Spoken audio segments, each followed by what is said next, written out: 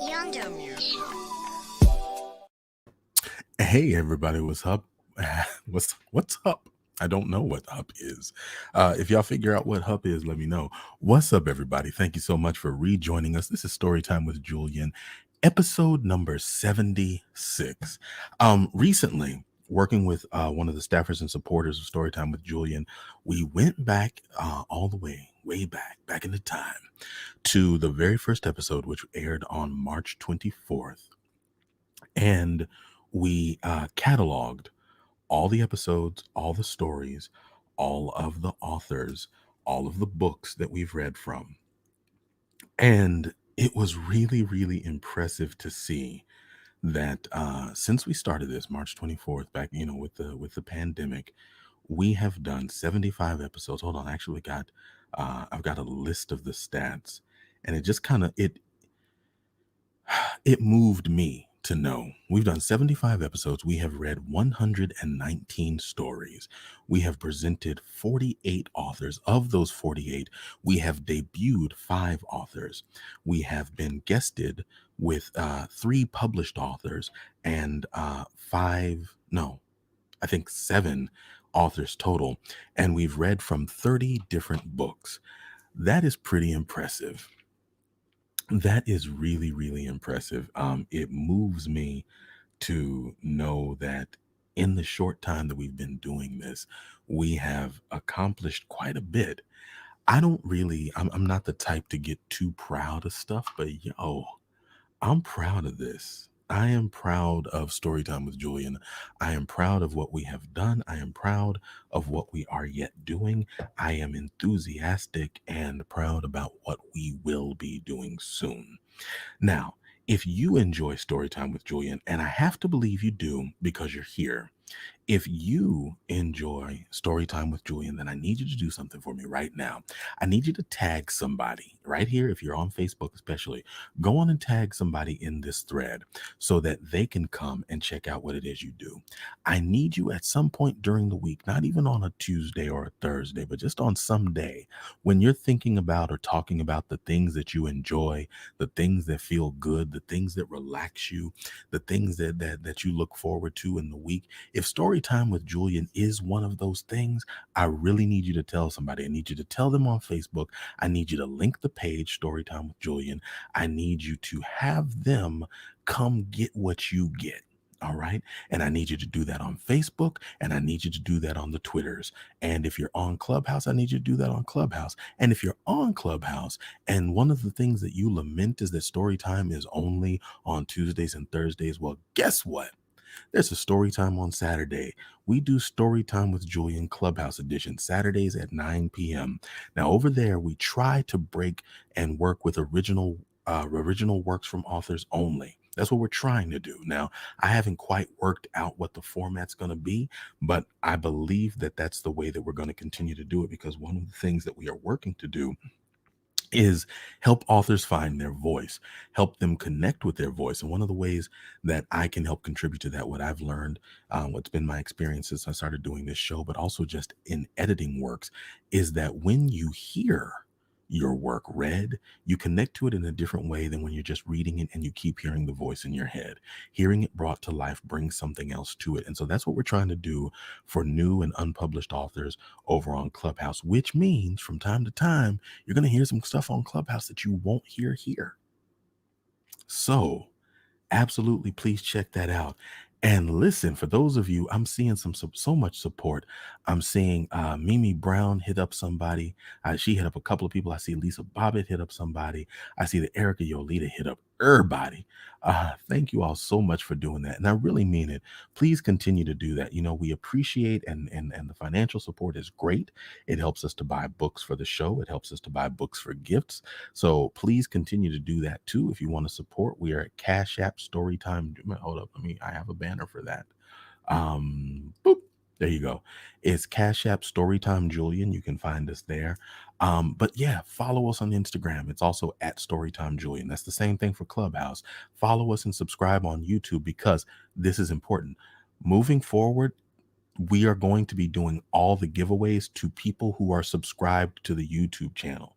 Moving forward, if there's a book giveaway, it's going to happen, and the people who were eligible will be people who commented from YouTube, and it won't happen in the middle of the show. It'll be aggregate. I also want to let you know that I am now working with some people who are looking to provide funding for this effort for Storytime with Julian. Storytime with Julian is I'm this is what I do now. Okay. Like, this is what I do. So there are going to be some significant growth spurts happening sooner rather than later. And YouTube is really where I plan on making a lot of those moves. So if you have not subscribed to our YouTube page, go on and do yourself a favor and do that now. For those of you who have, because I'm noticing all the comments are Facebook tonight, I usually see one or two YouTube comments. I don't know if our YouTube stream is broken or what, but whatever the case may be, I do encourage you to do that now.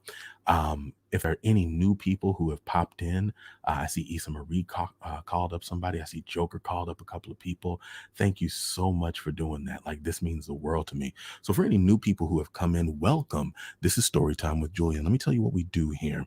Storytime with Julian is all about promoting, centering, reading, presenting, glorifying Black authors and Black short literature explicitly for Black audiences. Now, everybody's welcome to come and listen. You can come, chill, listen, enjoy. But I am always centering the Black voice, because we don't, like, there are so many programs out there that are all that are doing story readings, or that are doing, readings to calm you down. I noticed once the pandemic hit, I may have been early to the party, but a lot of more well-funded people came out and started doing it. Over there. So but they are doing everybody's work. And that means that we kind of get lost in the shuffle. But over here on Storytime with Julian, you're always going to get a piece of Black lit, Black author centering Black folk. Now, sometimes we've got a number of the Black authors that we read don't always center Black folk. And that tends to lend to some interesting and lively discussions. But long and short, that's what we're about now. Tonight, we are honoring one of the great voices of the Harlem Renaissance, Langston Hughes. Now, I'm sure Langston Hughes's bio and resume is something that you all know all too well. And everybody who has been on, I'll say, more than 5 episodes of Storytime with Julian, you've heard at least a couple of simple stories, because simple stories are some of my favorite works to read. And Langston Hughes' birthday was yesterday. Langston Hughes, I don't really want to go into too much about the bio, because I mean, you can get all of that kind of stuff. And this is why we do like to educate and edify. Like, it's not like Langston Hughes is one of those lesser known Black authors that you're like, let me look him up and find out. Like, you know who Langston Hughes is. And if you don't know, you can certainly look and find. But one of the things that I will say, as much as I love the simple stories, his body of work is so much broader than that. He was a poet, he was a playwright, he wrote drama, he wrote comedy, he tried his hand at noir, a lot of different styles of writing, and biographical sketches, and just all kinds of stuff. Now, I've learned in some of my very rudimentary study of the man and the artist that he was one of those, like, I'm trying to make this money, baby. And I'm not mad at him for that. He he he wrote for the Times, not for the paper The Times, but he wrote for the Times, and he wrote often with a very uh, um, patriotic pen. Langston Hughes, whether it was because of commercial beliefs or because of his own deeply held beliefs, really often wrote about the America that he wished was and should see. Some of you might remember from Black Christmas. I know I read it personally. I don't know if I actually read it here on the show, but he did a piece where he wrote about America, and it was a very, very like fluffy, happy-go-lucky American piece. It's interesting to juxtapose that against some of his more aggressive, some of his more revolutionary writing. So we're about to go into 3 stories tonight. 2 of them, like I said in the pre-read, are so short. Blink and you miss them short. The other one's a little bit longer, and we're going to have some discussion after that third one. And I'm looking at some of the comments here. Let me go ahead and pull one of them up. I see here Latricia says, I love your reading of Simple. How did you decide on his voice? Well, that's a great question, and actually one that I kind of figured was going to come up at some point. I learned as a voiceover actor that some of the greatest character voices, some of the voices that you've become most accustomed to in, like, let's take the field of animation. Um, if you watch Family Guy, the voice of Stewie, which is performed by Seth MacFarlane, is his terrible, terrible imitation of Rex Harrison. If you watch The Simpsons, the voice of Police Chief Wiggum is Hank Azaria's terrible, terrible impression of Edward G. Murrow. And so, one of the things I was watching a documentary about voice actors, and one of the things that they said is that they get their character voices by doing an impression of somebody. And even if it's a horrible impression of that person, it gives them kind of a grounding point to stay with. Well, I'm an amateur impressionist. I do a few impressions really well. I do a couple, I do far more mediocrely, but I do a couple really well. Um, Simple is my impression of a gentleman that lives in this building. There is a wonderful, just a good-hearted young guy that lives in. He's not actually young; he's older than me, but compared to most of the residents of this building, he's young. Um, there's a really good-hearted fellow here, whose name I'm not going to say, but my impression of Simple, or my version of Simple, is an impression of him. And because his voice, it's one of those voices that lands with you when you hear him talk. It's easy for me to channel it when I am wrapping a voice around Simple. And much like Simple, this is a man who, when people hear him, don't take him seriously. Don't think that he has a lot to say. And then you look up and he just hit you in the head with some of that real shit, with some of that real knowledge. And so every time I read Simple, it is in my way a tribute to him. Now, let's get started with our first story of the night, which is, as I said, not a simple story. Rather, this one is a really sweet little ditty called Thank You, Ma'am. She was a large woman with a large purse that had everything in it but hammer and nails. It had a long strap, and she carried it slung across her shoulder. It was about 11 o'clock at night, and she was walking home alone when a boy ran up behind her and tried to snatch her purse. The strap broke with the single tug the boy gave it from behind, but the boy's weight and the weight of the purse combined caused him to lose his balance, so instead of taking off full blast as he'd hoped, the boy fell on his back on the sidewalk and his legs flew up. The large woman simply turned around and kicked him right square in his blue jean sitter. Then she reached down, picked the boy up by his shirt front, and shook him until his teeth rattled. After that, the woman said, "Pick up my pocketbook, boy, and give it here." She still held him, but she bent down enough to permit him to stoop and pick up her purse. Then she said, "Now ain't you ashamed of yourself?" Firmly gripped by his shirt front, the boy said, "Yes'm." The woman said, "What did you want to do it for?" The boy said, "I didn't aim to." She said, "You a lie." By that time, 2 or 3 people passed, stopped, turned to look, and some stood watching. "If I turn you loose, will you run?" asked the woman. "Yes'm," said the boy. "Then I won't turn you loose," said the woman. She did not release him. "I'm very sorry, lady. I'm sorry," whispered the boy. "Mm-hmm. And your face is dirty. I got a great mind to wash your face for you. Ain't you got nobody home to tell you to wash your face?" "No," said the boy. "Then it will get washed this evening," said the large woman, starting up the street, dragging the frightened boy behind her. He looked as if he were 14 or 15, frail and willow-wild in tennis shoes and blue jeans. The woman said, "You ought to be my son. I would teach you right from wrong. Least I can do right now is to wash your face. Are you hungry?" "No," said the being dragged boy. "I just want you to turn me loose." "Was I bothering you when I turned that corner?" asked the woman. "No." "But you put yourself in contact with me," said the woman. "If you think that contact is not going to last a while, you got another thought coming. When I get through with you, sir, you are going to remember Miss Luella Bates Washington Jones." Sweat popped out on the boy's face and he began to struggle. Miss Jones stopped, jerked him around in front of her, put a half Nelson about his neck, and continued to drag him up the street. When she got to her door, she dragged the boy inside, down a hall, and into a large kitchenette furnished room at the rear of the house. She switched on the light and left the door open. The boy could hear other roomers laughing and talking in the large house. Some of their doors were open too, so he knew he and the woman were not alone. The woman still had him by the neck in the middle of her room. She said, "What is your name?" "Roger," answered the boy. "Then, Roger, you go to that sink and wash your face," said the woman, whereupon she turned him loose at last. Roger looked at the door, looked at the woman, looked at the door, and went to the sink. "Let the water run till it gets warm," she said. "Here's a clean towel." You gonna take me to jail?" asked the boy, bending over the sink.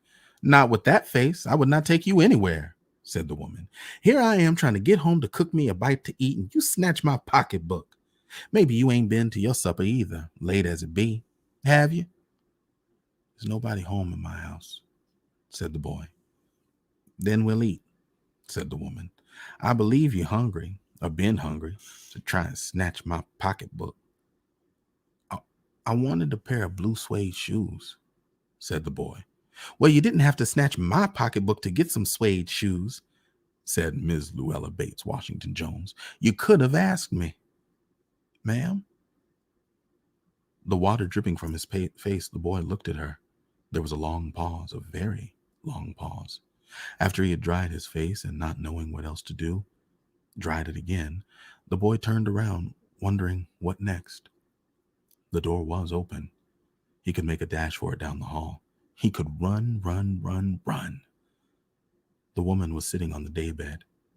After a while, she said, "I was young once, and I wanted things I could not get." There was another long pause. The boy's mouth opened. Then he frowned, but not knowing he frowned. The woman said, "Mm-hmm. You thought I was going to say but, didn't you? You thought I was going to say, but I didn't snatch people's pocketbooks. Well, I wasn't going to say that." Pause. Silence.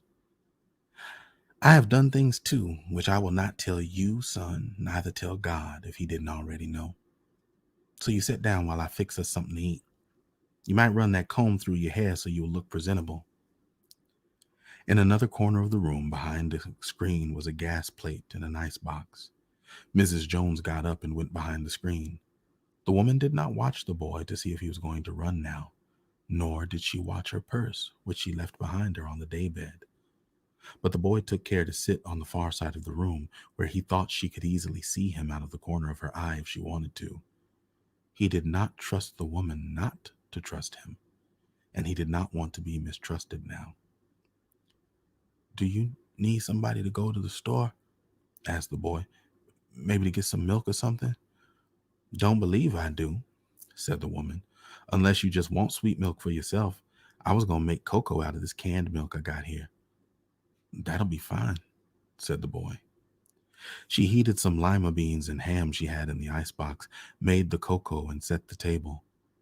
The woman did not ask the boy anything about where he lived, or his folks, or anything else that would embarrass him.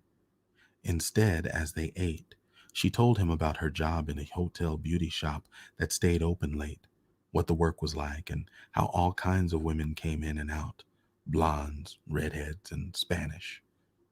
Then she cut him half of her 10-cent cake. "Eat some more, son," she said. When they were finished eating, she got up and said, "Now here, take this $10 and buy yourself some blue suede shoes. And next time, do not make the mistake of latching onto my pocketbook nor anybody else's, because shoes come by devilish like that will burn your feet. I got to get my rest now, but I wish you would behave yourself, son, from here on in." She led him down the hall to the front door and opened it. "Good night. Behave yourself, boy," she said, looking out into the street. The boy wanted to say something else other than, "Thank you, ma'am," to Mrs. Luella Bates Washington Jones, but he couldn't do so As he turned at the barren stoop and looked back at the large woman in the door, he barely managed to say, "Thank you," before she shut the door. And he never saw her again. And thus endeth the story. So, yeah, I like this story. It's short and it's sweet and it's beautiful and it shows the beauty of grace afforded. It reminds me of two people. And it's funny because one of the people it reminds me of, I always tell her how much she reminds me of the other person. When I was a young boy, there was a woman in my life that I called Annie. My mother called her sister. Annie was, she was this woman, big, imposing, but not unforgiving. Had a heart of gold.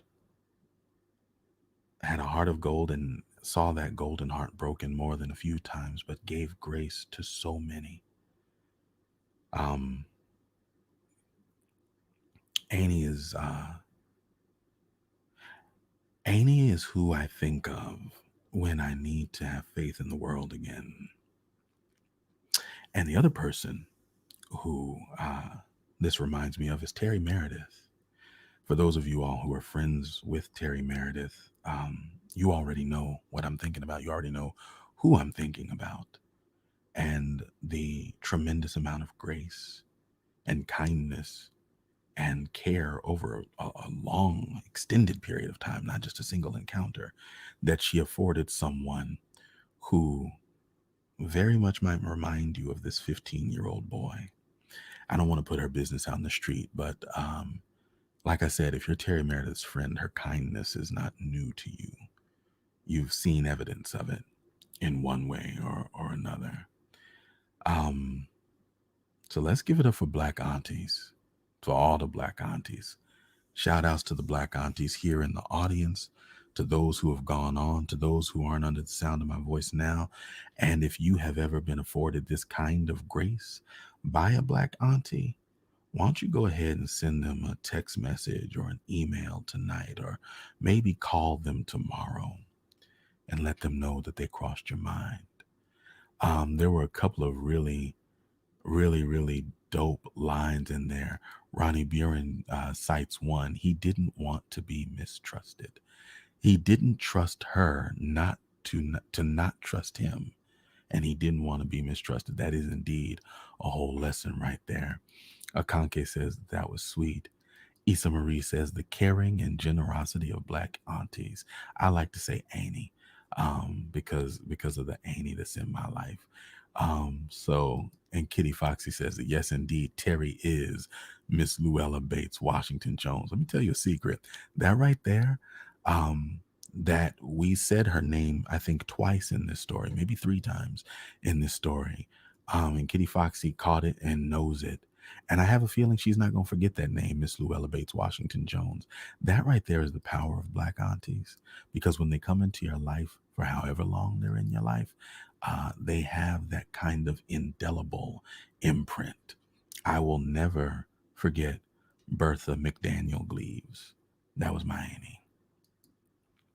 This next story is a short John. This is a little bit of a personal essay that Langston Hughes wrote about his own salvation.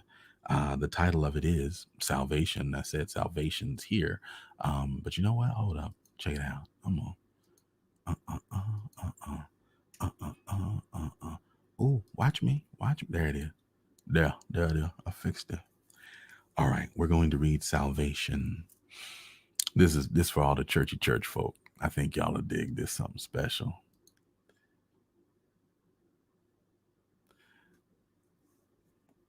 And we gonna have a conversation about lima beans in a minute because I see all those comments. Salvation.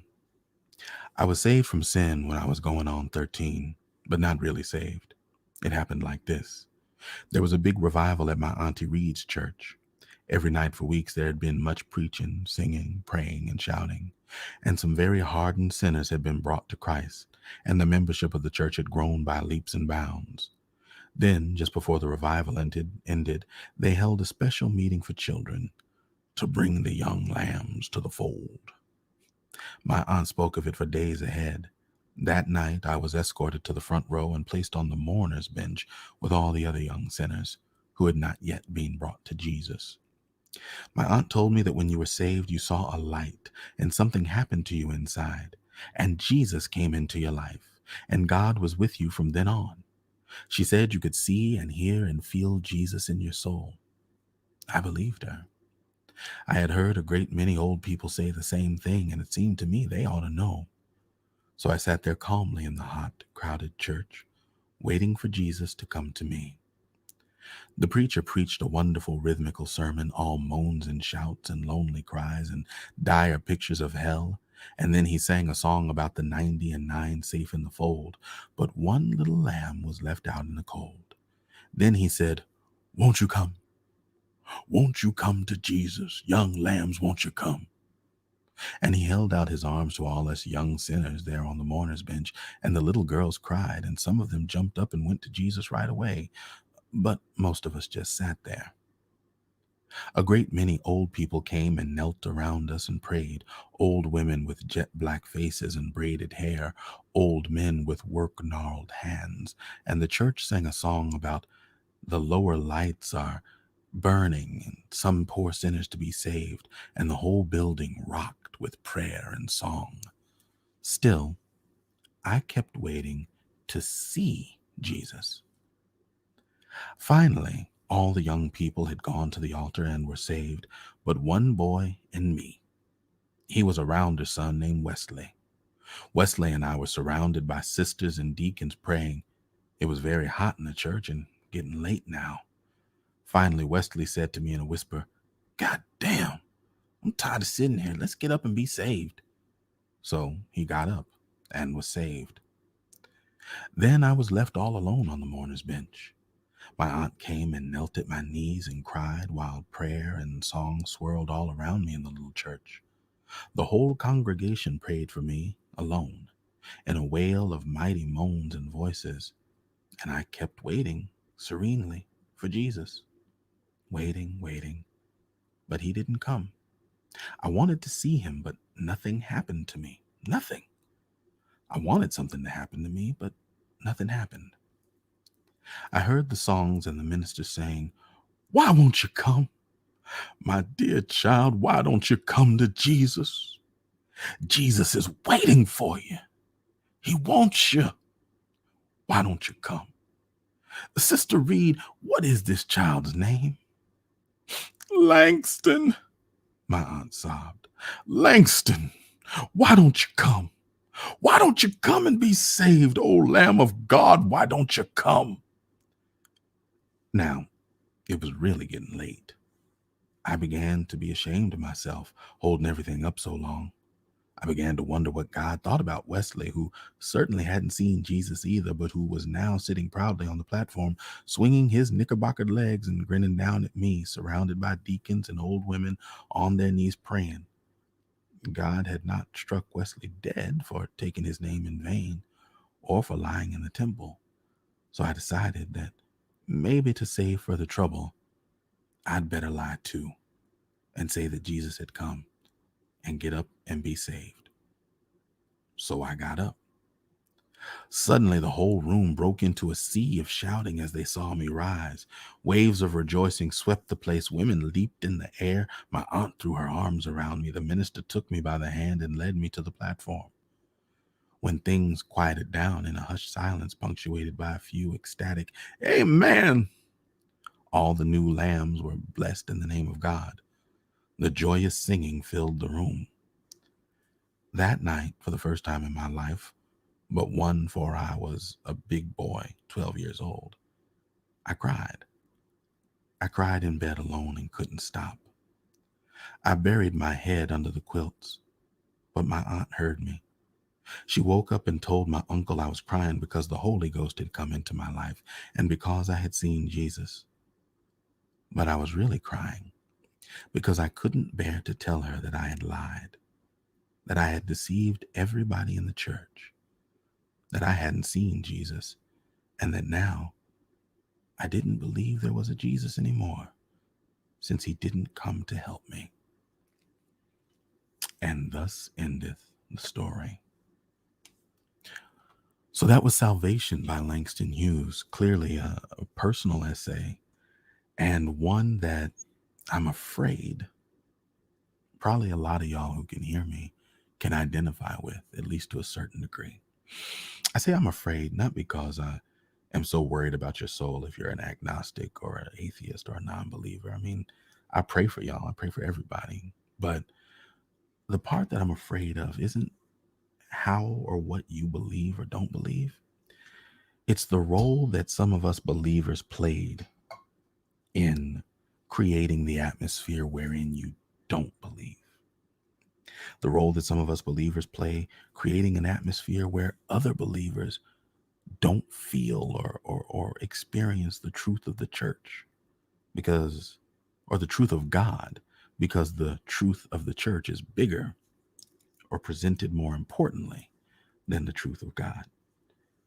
Who knows if Langston Hughes would have ever experienced Christ in his life um, in a different way had he not had to endure the pressure of forced salvation, you know, within the church body. And again, y'all churchy folk know what I'm talking about. Within the church body, we say salvation is free, but then sometimes some of us turn around and try to force it on somebody. You ever been in a Costco or a BJ's and have one of those people at the free sample table not want to let you not take one? Like, no, I thank you. I don't want a pepperoni stuffed hot dog. I would prefer not. I'm sure they are delicious. I no, thank you. I'm fine. Or have one of those, they don't do this anymore because of allergies and lawsuits, but they used to spray perfume or cologne on you when you would just walk by in the mall. Like, if it's free, let me receive it at my leisure. That's what makes it free. If you force it on me, then the cost is my freedom. What you're actually doing is you're taking my freedom to give me this free thing. Offer it, but don't force it on me. Let me know that it's available to me and it's mine to have at no additional charge, but don't make me take it. It's not a free gift if somebody forces it on you. And I don't think I have to say that to anybody here. I'm really just kind of reflecting, but that boy was 12 with all that pressure from grown folk, like really, really pushing something on him that he could neither understand nor wanted in the way that they were pushing it. And nobody gave him the correct understanding. So he was already set up to expect something that wasn't going to happen. I feel for him. I do. Anyway, that was our second story, Salvation by Langston Hughes. And we're now going to move into our third non-simple story. And with the remaining time, we're going to have a little bit of a discussion, and then we're going to bust out some simple stories. And I hope that y'all stick around for all of it, because y'all know I love reading simple. I know some of y'all love hearing simple. And now that y'all know that every time I read it, it really is a tribute to somebody that I admire, I hope that you can appreciate it even more. This story I actually have pre-read. Most of the works here I don't read in advance. This one I pre-read, and so I know what's coming. And I'm going to encourage you. I'm going to tell you now, I'm going to encourage you to stick it out. Come with me all the way to the end and let's talk about it. I really want to see some comments because I love when you comment. It makes everything so much better. And we're going to take it from here.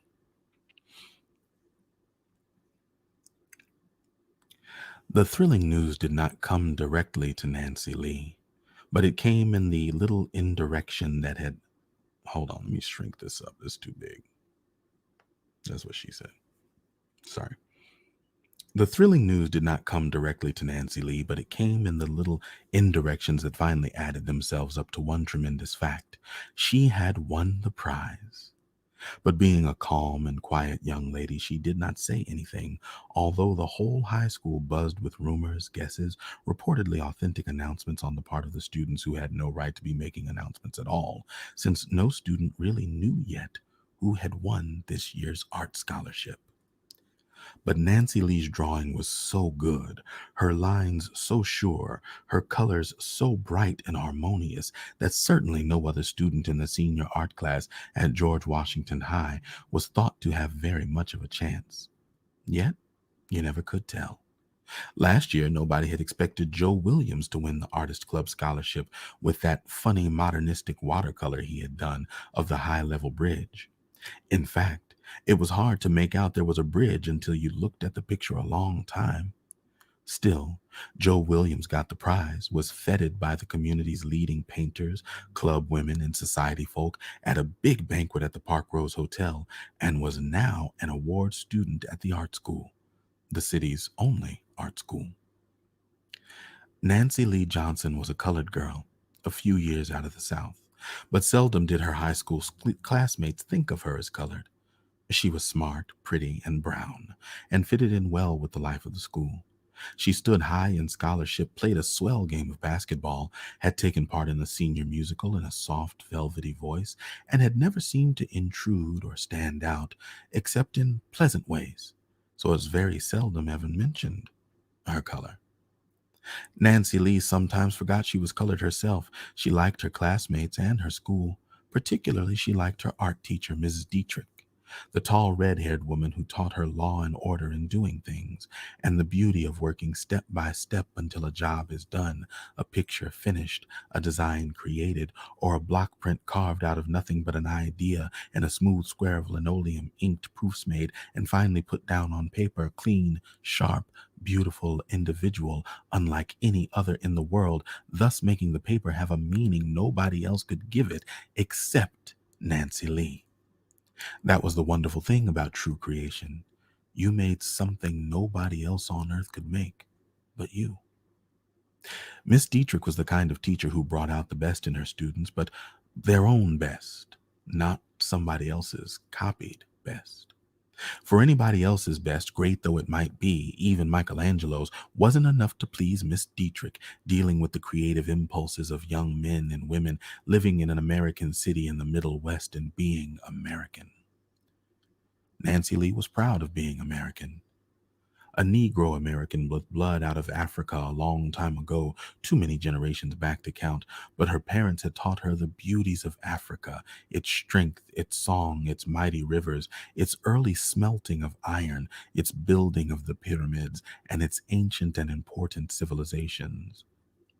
Miss Dietrich had discovered for her the sharp and humorous lines of African sculpture, Benin, Congo, Makonde. Nancy Lee's father was a mail carrier, her mother a social worker in a city settlement house. Both parents had been to Negro colleges in the South, and her mother had gotten a further degree in social work from a northern university. Her parents were, like most Americans, simple, ordinary people who had worked hard and steadily for their education. Now, they were trying to make it easier for Nancy Lee to achieve learning than it had been for them. They would be very happy when they learned They would be very happy when they heard of the award to their daughter. Yet, Nancy did not tell them. To surprise them would be better. Besides, there had been a promise. Casually, one day, Miss Dietrich asked Nancy Lee what color frame she thought would be best on her picture. That had been the first inkling. Blue, Nancy Lee said. Although the picture had been entered in the Artist Club contest a month ago, Nancy Lee did not hesitate in her choice of color for the possible frame, since she could still see her picture clearly in her mind's eye. For that picture, waiting for the blue frame, had come out of her soul, her own life, and had bloomed into miraculous being with Miss Dietrich's help. It was, she knew, the best watercolor she had painted in her 4 years as a high school art student, and she was glad that she had made something Miss Dietrich liked well enough to permit her to enter in the contest before she graduated. It was not a modernistic piece in the sense that you had to look at it a long time to understand what it meant. It was just a simple scene in the city park on a spring day, with the trees still leaflessly lacy against the sky, the grass fresh and green, a flag on a tall pole in the center, children playing, and an old Negro woman sitting on a bench with her head turned. A lot for one picture, to be sure, but it was not there in heavy and final detail like a calendar. Its charm was that everything was light and airy, happy like spring, with a lot of blue sky, paper white clouds, and air showing through. You could tell that the old Negro woman was looking at the flag, and that the flag was proud in the spring breeze, and that the breeze helped make the children's dresses billow as they played. Miss Dietrich had taught Nancy Lee how to paint spring, people, and a breeze on what was only a plain white piece of paper from the supply closet. But Miss Dietrich had not said make it like any other spring, people, breeze had ever. But Miss Dietrich had not said make it like any other spring, people, breeze ever seen before. She let it remain Nancy Lee's own.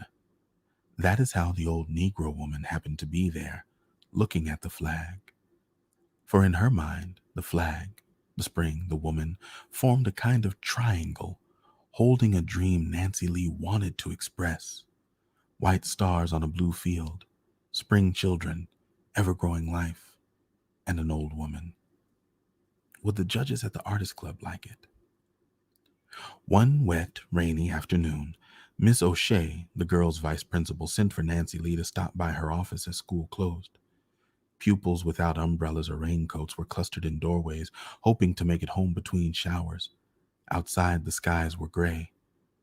Nancy Lee's thoughts were suddenly gray too. She did not think she had done anything wrong, yet that tight little knot came in her throat, just the same as she approached Miss O'Shea's door. Perhaps she had banged her locker too often and too hard. Perhaps the note in French that she had written to Sally halfway across the study hall just for fun had never gotten to Sally but into Miss O'Shea's hands instead. Or maybe she was failing in some subject and wouldn't be allowed to graduate. Chemistry! A pang went through the pit of her stomach. She knocked on Miss O'Shea's door. That familiarly solid and competent voice said, "Come in." Miss O'Shea had a way of making you feel welcome, even if you came to be expelled. "Sit down, Nancy Lee Johnson," said Miss O'Shea. "I have something to tell you." Nancy Lee sat down. "But I must ask you to promise not to tell anyone yet." "I won't, Miss O'Shea," Nancy Lee said, wondering what on earth the principal had to say to her. "You are about to graduate," Miss O'Shea said, "and we shall miss you. You have been an excellent student, Nancy, and you will not be without honors on the senior list, as I'm sure you know." At that point, there was a light knock on the door. Miss O'Shea called out, "Come in," and Miss Dietrich entered. "May I be a part of this too?" she asked, tall and smiling.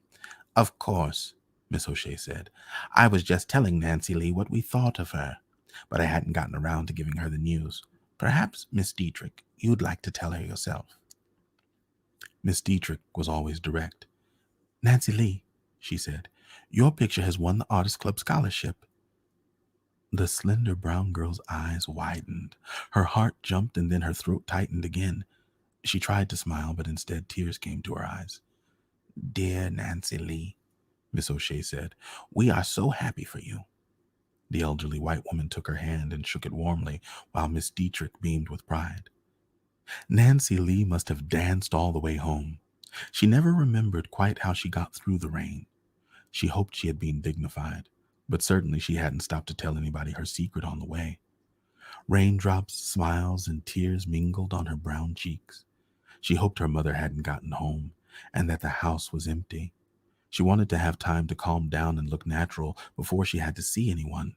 She didn't want to be bursting with excitement, having a secret to contain. Miss O'Shea's calling her to the office had been in the nature of a preparation and a warning. The kind elderly vice principal said she did not believe in catching young ladies unawares, even with honors. So she wished her to know about the coming award. In making acceptance speeches, she wanted her to be calm, prepared, not nervous, overcome, and frightened.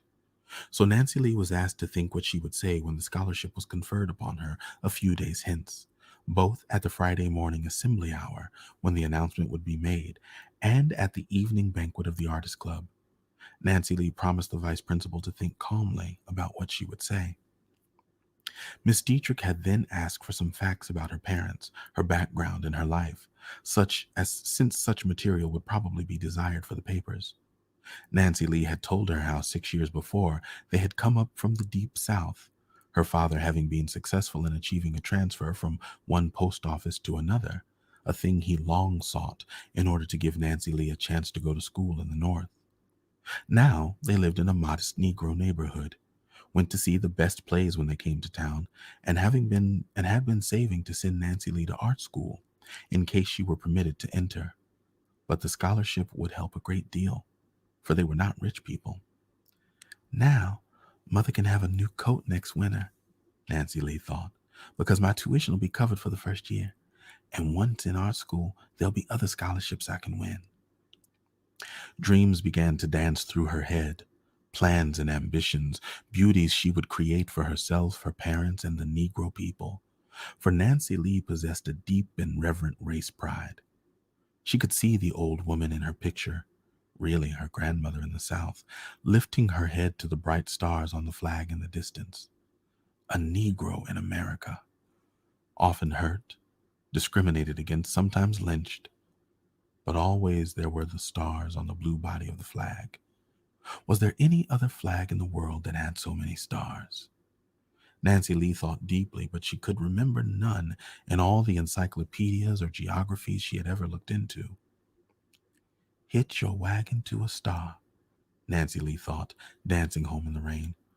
Who were our flag makers? Friday morning came, the morning when the world would know. Her high school world, the newspaper world, her mother and dad. Dad could not be there at the assembly to hear the announcement, nor see her prize picture displayed on the stage, nor listen to Nancy Lee's little speech of acceptance. But Mother would be able to come, although Mother was much puzzled as to why Nancy Lee was so insistent she be at school on that particular Friday morning. When something is happening, something new and fine, something that will change your very life, it is hard to go to sleep at night for thinking about it, and hard to keep your heart from pounding, or a strange little knot of joy from gathering in your throat.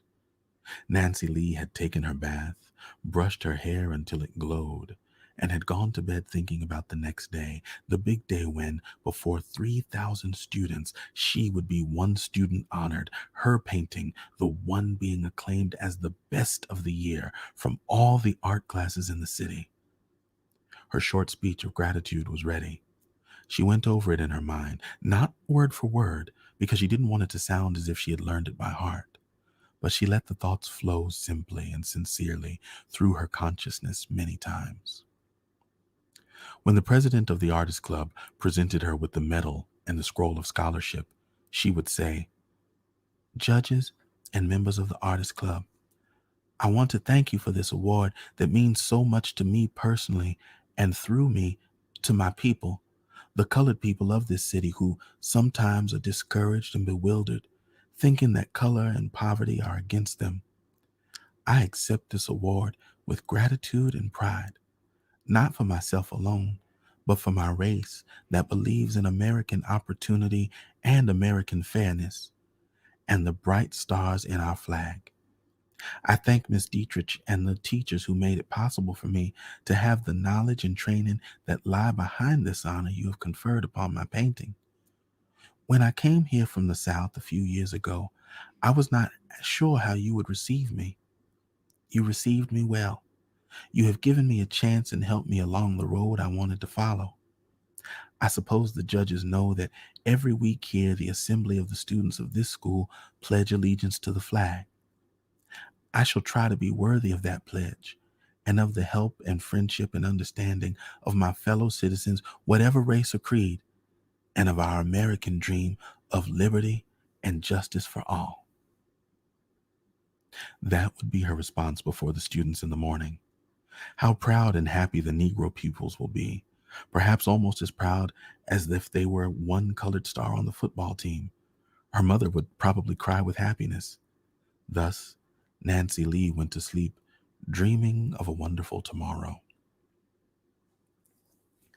The bright sunlight of an April morning woke her.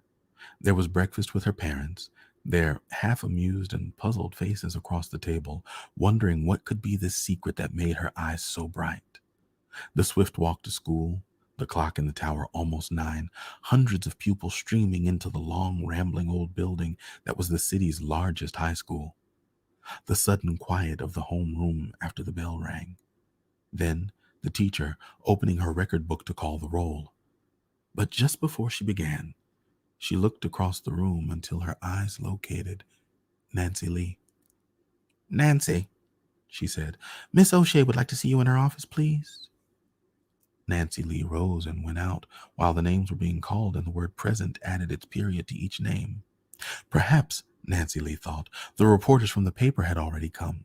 Maybe they wanted to take her picture before assembly, which wasn't until 10 o'clock. Last year, they had the photograph of the winner of the award in the morning papers as soon as the announcement had been made. Nancy Lee knocked at Miss O'Shea's door. "Come in." The vice principal stood at her desk. There was no one else in the room. It was very quiet. "Sit down, Nancy Lee," she said. Miss O'Shea did not smile. There was a long pause. The seconds went by slowly. "I do not know how to tell you what I have to say," the elderly woman began, her eyes on the papers on her desk. "I am indignant and ashamed for myself and for this city." Then she lifted her eyes and looked at Nancy Lee in the neat blue dress sitting there before her.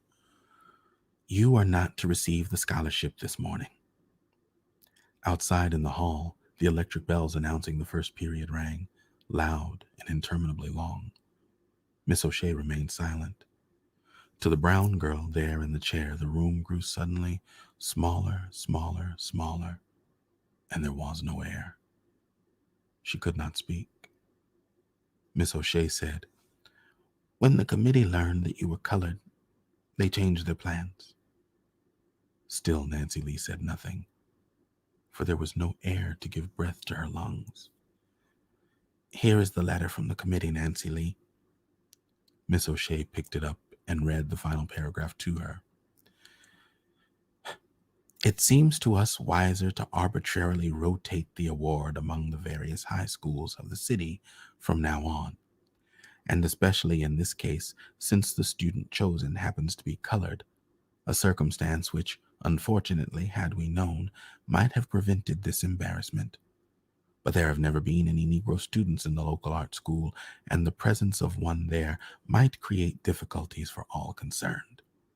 We have high regard for the quality of Nancy Lee Johnson's talent, but we do not feel it would be fair to honor it with the Artist Club Award." Miss O'Shea paused. She put the letter down. "Nancy Lee, I'm very sorry to have to give you this message." "But my speech," Nancy Lee said, "was about," the words stuck in her throat, "about America." Miss O'Shea had risen. She turned her back and stood looking out the window at the spring tulips in the schoolyard. "I thought since the award would be made at the assembly right after our oath of allegiance," the words tumbled almost hysterically from Nancy Lee's throat now, "I would put the part of the flag salute in my speech. You know, Miss O'Shea, the part about liberty and justice for all."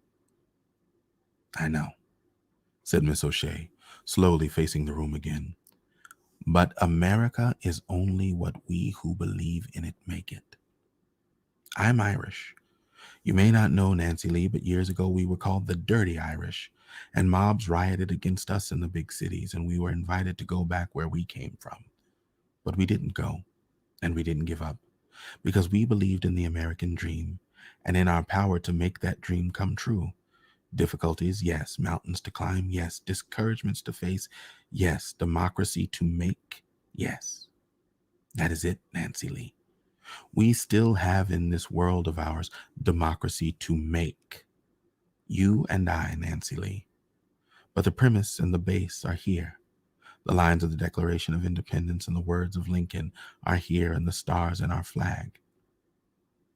Those who deny you this scholarship do not know the meaning of those stars. But it's up to us to make them know. As a teacher in the public schools of this city, I myself will go before the school board and ask them to remove from our system the offer of any prizes or awards denied to any student because of race or color. Suddenly, Miss O'Shea stopped speaking. Her clear blue eyes looked into those of the girl before her. The woman's eyes were full of strength and courage. Lift up your head, Nancy Lee, and smile at me. Miss O'Shea stood against the open window with the green lawn and the tulips beyond, the sunlight tangled in her gray hair, her voice an electric flow of strength to the hurt spirit of Nancy Lee. The abolitionist who believed in freedom when there was slavery must have been like that. The first white teachers who went into the deep South to teach the freed slaves must have been like that. All those who stand against ignorance, narrowness, hate, and mud on the stars must be like that. Nancy Lee lifted her head and smiled. The bell for assembly rang. She went through the long hall filled with students toward the auditorium. There will be other awards, Nancy Lee thought. There are schools in other cities. This won't keep me down. But when I'm a woman, I'll fight to see these things don't happen to other girls as this has happened to me. And men and women like Miss O'Shea, they'll help me. She took her seat among the seniors. The doors of the auditorium closed as the principal came onto the platform. The students rose and turned their eyes to the flag on the stage. One hand went to the heart, the other outstretched toward the flag. 3,000 voices spoke. Among them was the voice of a dark girl whose cheeks were suddenly wet with tears.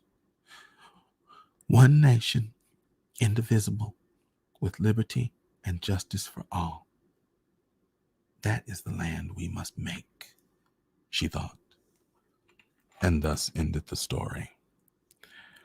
So what you all just heard was One Friday Morning by Langston Hughes.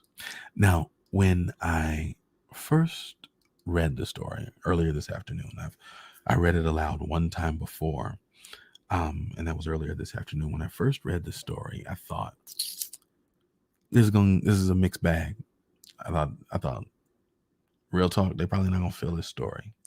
There were a few lines that jumped out at me that I thought, when I read them, might jump out at some of you. One of them, the line about the students hardly even thinking of Nancy as a black girl, and that Nancy herself didn't often think of herself as a black girl. And I think those kinds of things land on our ears in this day and time a certain way. And I think it landed on the ears and to the eyes of readers in that day and time, perhaps a different way. We know now the pernicious and poisonous impact of so-called color blindness. We know that is a complete myth. I think during the euphoric periods of integration early in the game, there might have been some somewhat naive idea that it was really possible. We know now that color consciousness and respect is required, that you can't act like you don't see my blackness because I do not live in a world where the entire world doesn't see my blackness. So I need you to see it and recognize it and govern yourself accordingly, just not to be a racist asshole about it. I mean, we've come to a different understanding now. Kind of had to adjust the settings. Color blindness is erasure, as Akanke Tyra Washington says. Yes, absolutely. I don't know because I wasn't there, that that same mindset was present. I think we had to go through a few more things of this so-called freedom before we got to that clear understanding. Speculating, but that's what I think. I thought for sure that the passage where Miss O'Shea starts talking about she's Irish and what the Irish went through, and I know I've seen that play out real ugly on this here Book of Faces, where a lot of you all are watching from. So I know that part probably didn't go over so good.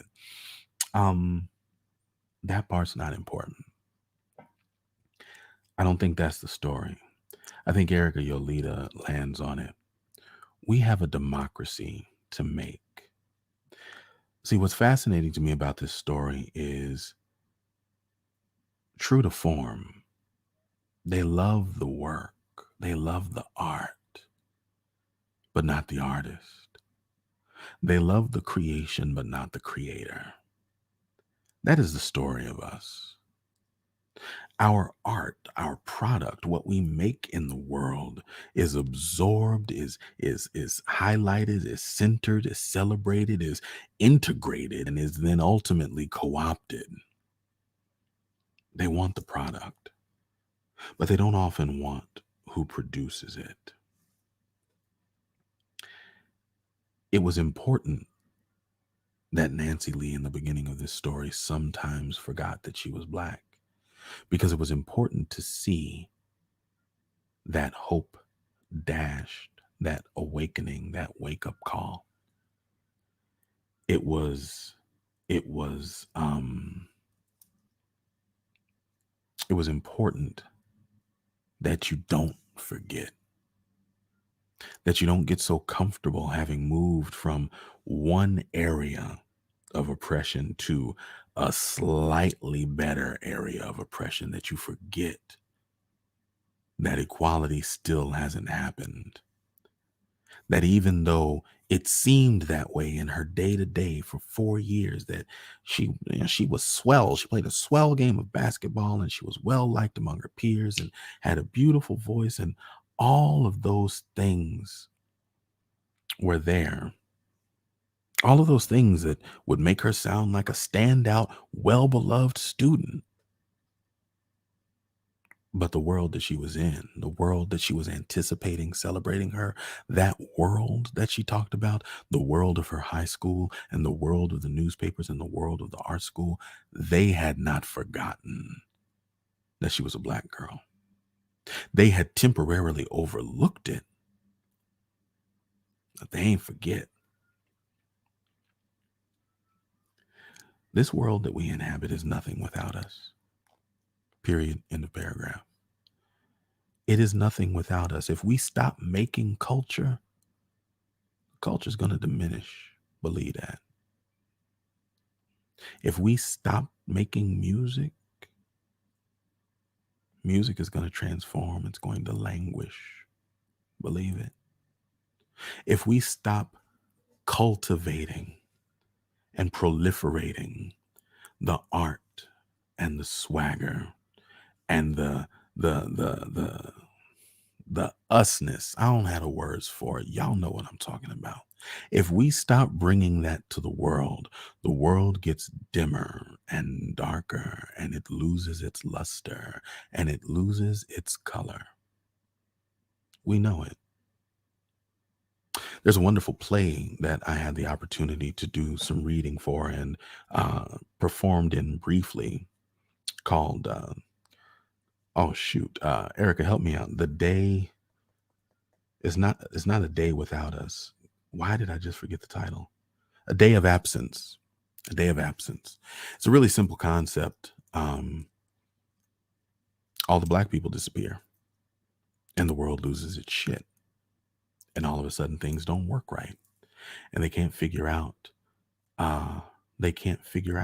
why they can't seem to make the world work the way it works. And now I'm saying all that to say this.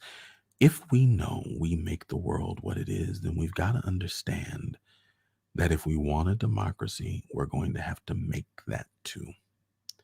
It is going to have to come through the continued push, the continued insertion of ourselves in those spaces. I understand the exhaustion. I understand I don't want to be a part of this bullshit. That's their problem. As they people climbing up on the Capitol looking like a fucking cutscene from Donkey Kong. That's they people doing that. That ain't us. I get it. I do. But if we want a democracy, we're going to have to make it. Because we had to make every damn thing else in this country. Like, let's keep it a buck. Everything that there is exists because of the foundation that we laid. We made every damn thing else in this country. So if we're going to have a working fucking democracy, we're going to have to make that too. What we can't do is sit back and trust anybody else to make it for us, because it ain't going to happen. And while they destroy the one that they have, unless we've got one in place, we're going to have to make a new system of government anyway. So we may as well work on building something, because this ain't it. They ready to tear down their own fucking democracy because they don't know how to make it work. So I applaud everybody who gets involved in the civil service industry, everybody who runs for office, everybody who takes a stand, everybody who is here to shape a more perfect union. It ain't never going to be a perfect union, but it can be more perfect than it is right now. It can be a whole hell of a lot more perfect than it is right now. Because I promise you, if we leave it up to them, they will tear this shit apart and we'll be left with nothing, or worse than nothing. Something more awful than an unequal democracy. I think even with his rose-colored glasses on and some of the misguided expressions, Langston Hughes often, like I said, and for those of y'all who are here in the pre-read, Langston Hughes often writes from a very rosy, patriotic perspective. My mother, who has seen so much in her 75 years on this planet, who has seen so... I just saw Erica Yolita's comment. While I do want that bumper sticker, I don't know that that's my calling. We're gonna have to do a whole lot of cleaning up some backstories for Jay Long to run for public office. You feel me? What I'm saying? Because the Oppo, the Oppo, ooh, mm-hmm. My mother's seen a lot in her 75 years on this planet. She has endured tremendous oppression, the stripes, tremendous stripes of oppression, mostly figurative.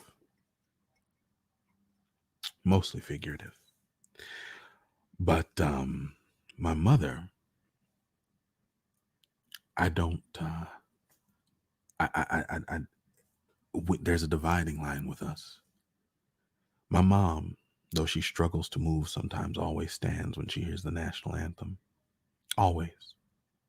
My mom gets choked up when she sings America the Beautiful. There's a patriotic strain that runs in her. And I think I understand it in as much as she saw enough in her lifetime. She saw enough of a transformation that she saw an America to believe in. She saw enough of an upswing in her time on this planet that she saw an America she could believe in. Whereas for those of us, my age or younger around this cohort, we've been watching the steady decline of it. America started off kind of trash and has become consistently more trash in its dealings and ways of being. And so we maybe have a little less hope for America than my mom does. I don't get tearful when I think about the national anthem or God Bless America or America the Beautiful. I didn't get mad at Obama's pastor. I was a little well, like, you cussing in the pulpit? You say that for like behind the church, pastor. But I get it,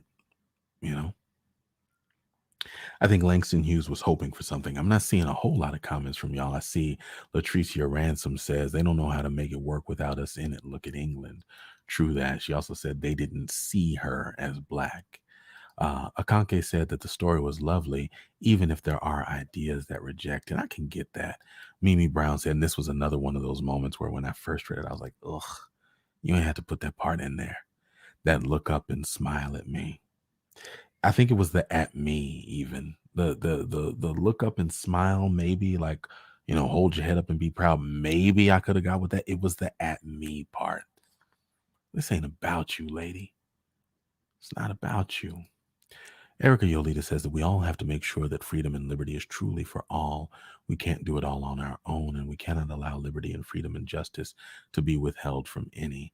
True that. I think that where we are all falling is that a lot of folk, even us, don't actually want liberty and equality. We just want to be on the upside of power. So we want to be able to dole out the oppression. And so we're going to have problems with the trans community, or we're going to have problems with the gay community, or we're going to have problems with people that we can other, people that aren't like us. We tired of the oppression for us. And that's just not how freedom works. Until all we are, until we're all free, we ain't none of us free. Terry Meredith said the story ripped her heart apart, and for me not to forget something, I can't read that part. I don't know. It's weird. Angel Monique said Miss O'Shea centered herself, and that's where Langston lost me for a moment. I'm proud of Nancy Lee that she didn't let her break her. I am too. And I told you all before, like I said, Langston wrote for that money. Langston often wrote to catch that check, particularly toward the latter part of his life when I believe this was written. He was struggling. Some of the work that he had been doing before wasn't the work that he was doing before. It wasn't selling. It wasn't catching on. Elizabeth said that Terry, he's a habitual line stepper. It's my show. It's my lines. I can't step. It's my line. How I'm gonna step on my line? Elizabeth Gunter McMillan said that my mother and her belief in America is beyond her understanding unless you just sit and learn from her. Listen, um, y'all gonna have to. I've been doing it for my entire life, and I get it. Like I said, she's witnessed some things and come through some things. She has seen some of the best that America has had to offer. She's also seen some of the worst that America has had to offer. And as a woman of faith, she chooses to believe in the best. Who am I to deny her that? I haven't suffered anywhere near the injustices and the disgraces that she has. And she has still seen enough of America to believe in some part of it. I have no right to deny her that. I can only hope to one day live in and witness an America that gives me that same kind of hope for its best. That's all I can hope for. All of this is some heavy, heavy, heavy shit. And I see that I'm losing some of y'all, and that's all right. But for those of y'all who have stuck around, it's time to simplify. All right. So we're going to do a few simple stories. I'm going to start with this one here from I think the last time we read Simple was back in early December. I had taken a bit of a break. And so when I came back, I just wanted, I think we read like 8 or 9 simple stories back to back. So it's been a while since we've cracked the book, but as you all know, I just read these as these come. Now it is 11:13, so I'm really probably only be able to get through one. I might do 2, but first I'm parched. So let me take a swig of this here water, and then I'm gonna come back to y'all. All right.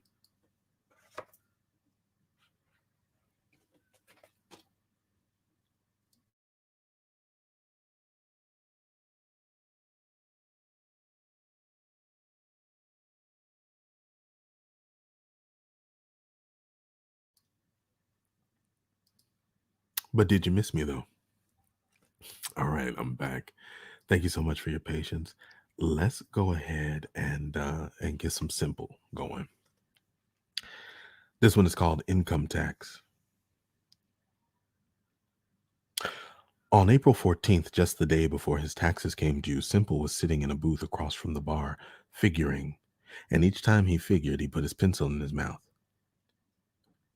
Joyce's $59 birthday wristwatch on time plus $2.79. Hold up, pause. Hold on. I read this one already. I remember this one. It was good, but I read it already. So we're going to move on to this one. No alternative. Man, you don't know how I have suffered these last few weeks, Simple groaned into an empty glass. Joyce's birthday, the Urban League ball we had to go to, income tax, hospital bill, and so forth.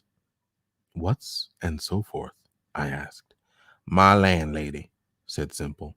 That woman has no respect for her roomers at all. In fact, she cares less for her roomer than she does for her dog. What kind of dog has she got? A little old houndish kind of dog, said Simple, but is crazy about that hound. She will put a roomer out dead out in the street when he does not pay his rent. But she does not put out that dog, not even when it chews up her favorite teddy bear, which her second husband give her for her birthday. That dog is her heart. She would feed that dog before she would feed me. When I went down in the kitchen last week to give her my room rent, I saw her hand Trixie a whole chicken leg, and she did not offer me a bite. Were you hungry? I asked. I could have used a drumstick, said Simple. It would have meant more to me than it did to that little feist. I gather you do not like dogs. I love dogs, said Simple. When my landlady was laid up with arthritis and had to get her feet wet, I even took that little old she hound of hers out 2, 3 times to the park to do its duty, although I would not be seen with no dog like that if it belonged to me. All I got was, "Thank you. You're certainly nice, Mr. Simple." She used to get my real last name, all formal and everything. "You certainly nice. Nice, yes, indeed." But did I get an extra towel when I asked for it? I did not. All I got was, "Laundries is high and towels is scarce." Yet I seen her dry that dog on a nice big white bath towel, the likes of which she never give a rumor yet. I do not think that is right, to care less about rumors than you do about a dog. Do you? Ties between a dog and its master are often greater than human ties. Ties nothing, said Simple. That lazy little old mutt don't bring her in a thing, not even a bone. I bring in $10 rent each and every week, even if it is a little late. You got behind though, didn't you, when you weren't working? I tried to get behind, said Simple, but she did not let that get far. I told her they was changing from a ball bearing plant to a screw factory, and it might even take 3 months, but she said it better not take 3 weeks, and she would get eviction orders and evict me. So I had to go to the post office and draw out my little money and lay it on the line. That very evening, she says, "Oh, this poor dog ain't been out of the house in 5 days, bad as my knees ache." So me, like a chump, I take it out to the park. Why doesn't she have her husband take care of it? I asked. He runs on the road, said Simple. When he gets through taking care of white folks, he do not feel like taking care of dogs. Harlem is no place for dogs. People do not have time to look after them. True, I said. But Harlemites love dogs, and there are a great many here. Almost as many as there are rumors, agreed Simple. But it is not good for the dogs because people work all day and leave the dog by itself. A dog get lonesome just like a human. He want to associate with other dogs, but when they take him out, the poor dog is on a leash and cannot run around. They will not even let him rub noses with another dog or pick out his own tree. Now that is not good for a dog. For instance, take Trixie, my landlady hound. Spring is coming. I asked her one day last week, had Trixie ever been married? My landlady say, "You mean mated?" I say, "Yes, I was just trying to be polite." She say, "No, indeed, Trixie is a virgin." Now, ain't that awful? That poor dog never had a chance in life, which worried me. So I say, next time I take Trixie to the park, I will see that she meets some gentleman dogs. But man, don't you know that woman holler like she been shot. She say, "No, indeed you won't. I do not want Trixie all crossed up with no low-breeded curs." I says, "You must be prejudiced, madam. Is Trixie got a pedigree?" My landlady say, "She is pure spotted Dutch brindle." Before I thought, I said, "Pure mutt." My landlady jumped salty. I mean salty. She reined in Trixie and said, "You will apologize to this dog, Mr. Simple, else leave my house." Did you apologize to that dog? I had no alternative. Hard as rooms is to find these days, I do not know which is worse, to be a roomer or a dog. And thus endeth the story. I want to read one more just because I enjoyed it. Y'all okay? Can y'all let me do that? Yeah, I mean, oh shoot, this one mad short too. But I'm gonna try and keep it because I know we're at the end of the show time. I just really like reading simple stories. All right. Yeah, we're just gonna keep it rolling one more for our tribute to Langston Hughes a day after his birthday. This one is called Springtime. I wish the spring would come more often now that it is here, said Simple. How could it come more often? It could if God had made it that way, said Simple. I also wish it would last longer. It looks as if you would prefer spring all year round. Just most of the year, said Simple. As it is now, summer come too soon and winter lasts too long. I do not like real hot weather, neither cold. I like spring. Spring is too changeable for me. Sometimes hot, sometimes cold. I'm not talking about that kind of spring, said Simple. I mean June time spring, when it is just nice and mellow, like a cool drink. Of what? Anything, said Simple. Anything that is strong as the sun and cool as the moon. But I'm not talking about drinking now. I'm talking about spring. Oh, it is wonderful. It is the time of year when flowers come out of their buds, birds come out of their nests, bees come out of their hives, negroes come out of their furnished rooms, and butterflies out of their cocoons. Also, snakes come out of their holes. They is little young snakes, said Simple. Else, big old sleepy snakes that ain't woke up good yet till the sun strike 'em. That is why I do not like summer. 'Cause the sun is hot, and it make even a cold snake mad. Spring is my season. Summer made to give you a taste of what hell is like. Fall was made for the clothing store people to coin money, 'cause every human has to buy an overcoat, muffler, heavy socks, and gloves. Winter was made for landladies to charge high rents and keep cold radiators and make a fortune off of poor tenants. But spring, throw your overcoat on the pawn shop counter. Tell the landlady kiss your foot, open your windows, let the fresh air in. Me, myself, I love spring. Why, if I was down home now, Daddy-O, I would get my fishing pole and take me a good old Virginia ham sandwich and go sit on the banks of the river all day and just dream and fish and fish and dream. I might have me a big old quart bottle of beer tied on a string down in the water to keep cool, and I would just fish and dream and dream and fish.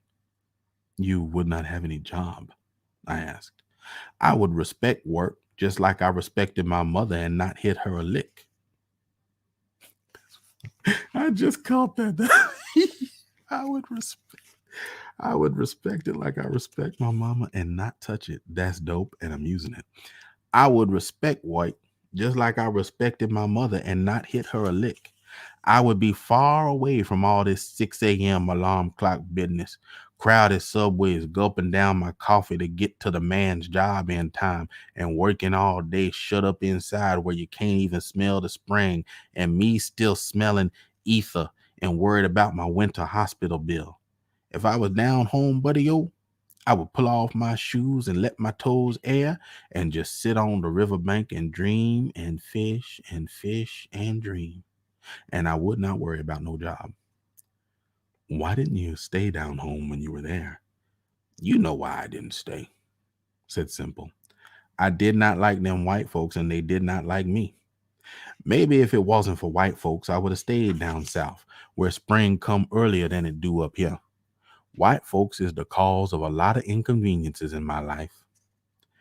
They've even driven you away from an early spring. It do not come as early as in Harlem as it do down south, said Simple, but it come. And there ain't no white folk living can keep spring from coming. It come to Harlem same as it does downtown too. Nobody can keep spring out of Harlem. I stuck my head out the window this morning and spring kissed me bang in the face. Sunshine patted me all over the head. Some little old birds was flying around and playing on garbage cans down in the alley. And one of them flew up to the third floor rear and looked at me and cheeped, "Good morning." I said, "Boyd, how do?" Then I heard my next door roomer come out of the bathroom, so I had to pull my head in from the window to rush to get to the toilet to wash my face before somebody else got there because I did not want to be late for work this morning since today is payday. New York is just rush, rush, rush. But oh, brother, if I was down home, I know you would just fish and dream and dream and fish. And dream and fish and fish and dream, said Simple. If spring was to last forever, as sure as my name is Jess, I would just fish and dream. And thus ended the story. I like that one. Y'all, it has been a lot of fun reading some of the works of Langston Hughes to you tonight. I hope that you enjoyed. We got a little bit of reflection on the work of the church, both good and bad, salvation. We got a wonderful reflection of true grace in action in the story. Thank you, ma'am. And we got a little bit of the common wisdom that we often get from Simple. I hope that it's afforded you some things to talk about. I hope too that it gave you a reason to go tell a friend. Tell a friend, hey, buddy, oh. That's what you say to them. Say, hey, buddy, oh, if you have a chance on Tuesdays and Thursdays, what you shall find yourself the opportunity to do is sit and just listen and read and read and listen to Story Time with Julian. That daddy old has a way with words. Some of the words is his own, and sometimes he reads the words of other people's. But no matter what the words is, it's good. Tell your friend that. Try and do it exactly the way I did it. I think that's important to communicate the message. And share with them what's going on over here and invite them to be a part. For those of you who sent out invitations, thank you so much for spreading the word. For those of you who are here for the first time, welcome. Please make a point to like the page. Find us on YouTube. Let me go ahead and let you see where you can find everything. You can follow us on Instagram and Twitter at Storytime Julian. You can subscribe. Please subscribe to youtube.com/Storytime with Julian. And let me tell you why it's important that if you're going to continue following us, you do it on YouTube. Moving forward, every time I have to buy a new book for the show, I'm going to buy two copies. I'm going to buy a copy for the show, and we're going to buy a copy to add to the library collection. And after we hit, I haven't picked the number yet, but I think like 1,000 subscribers, we're going to mail out that collection to one lucky subscriber. I'm also working with some people so that we can have other contests like that. So some of the books we're going to do like just a one-off for that particular episode based on people who comment. You have to subscribe to the YouTube channel. You have to comment from the YouTube because we are really trying to shift everything over to that side. Okay. So I'd really, really love to see you on YouTube.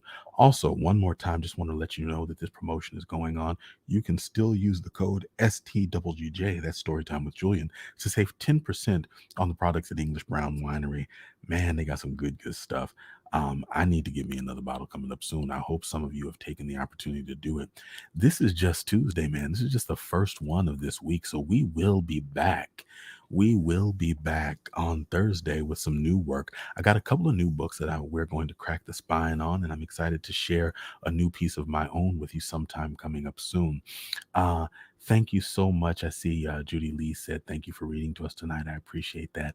Angel Monique said, thank you for sharing Langston with us tonight. It has been my true pleasure.